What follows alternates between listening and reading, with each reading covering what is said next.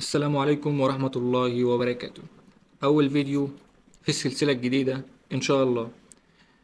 في السلسلة دي هنفهم فيها أساسيات البرمجة مع بعض، يعني من أول نظام الباينري.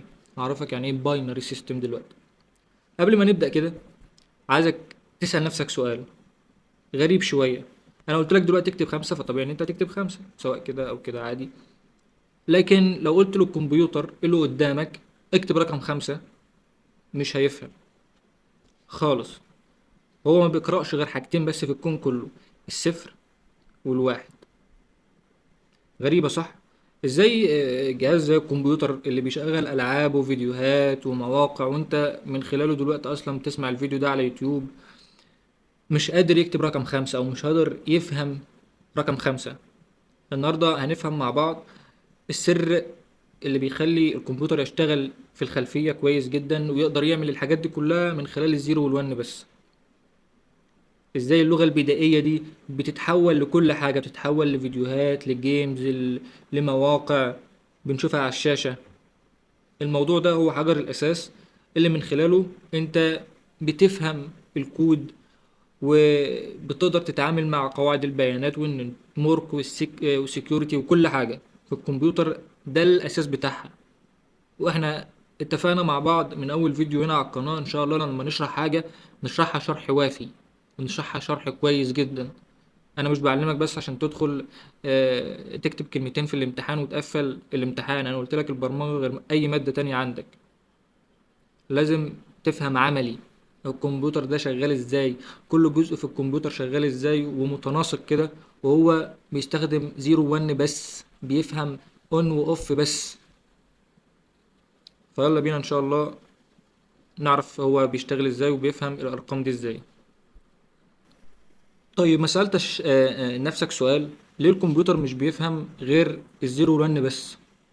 ليه الرقمين دول اللي هو بيفهمهم؟ عشان تعرف ليه الكمبيوتر بيفهم بزيرو والون، لازم تبقى عارف انه الكمبيوتر مش ذكي، يعني ما عندوش عقل زينا بيفكر. هو مجرد جهاز او آلة عندها حاجة اسمها ترانزستور. الترانزستور ده عبارة زي مفتاح كهربائي، يعني زي ده كده مثلا، ده ترانزستور وده برضو ترانزستور. دي كلها مع بعض تعمل حاجة اسمها سي بي يو،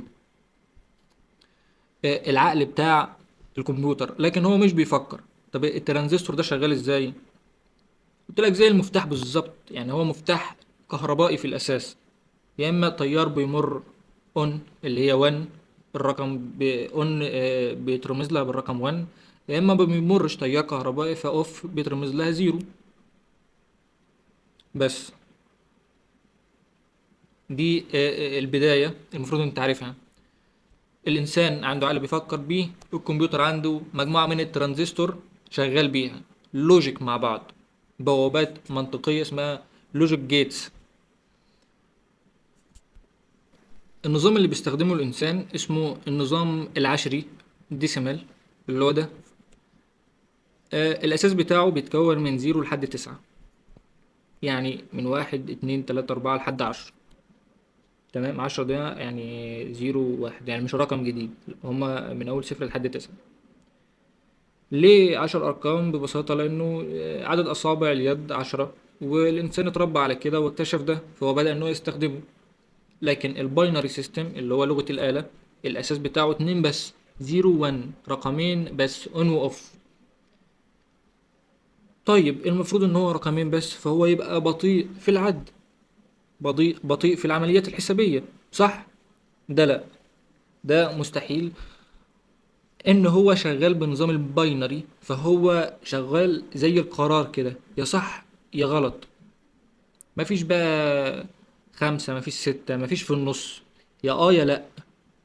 حد هبسطها لك، حد بيسألك سؤال، الأسرع ان انت تجاوب عليه بأيوة او لأ، ولا الأسرع ان انت تفضل تشرح له؟ الأسرع الرد طبعا الأولاني اللي هو يا يا لأ. هو الكمبيوتر شغال كده. ولا دي اللي هو 0 1 بيعمل معالجة لملايين النبضات الكهربائية بتاع الترانزستور في الثانية الواحدة. فانت بيبقى عندك كده المعالج السرعة بتاعته 2 جيجا هرتز او 4 جيجا هرتز. فده تقريبا بيعمل مليارات العمليات الحسابية في الثانية الواحدة. مش في الدقيقة، لا في الثانية. بيقدر ان هو يعالج 2 مليار عملية حسابية. يعني في الدقيقة دخل كده على تريليونات العمليات الحسابية.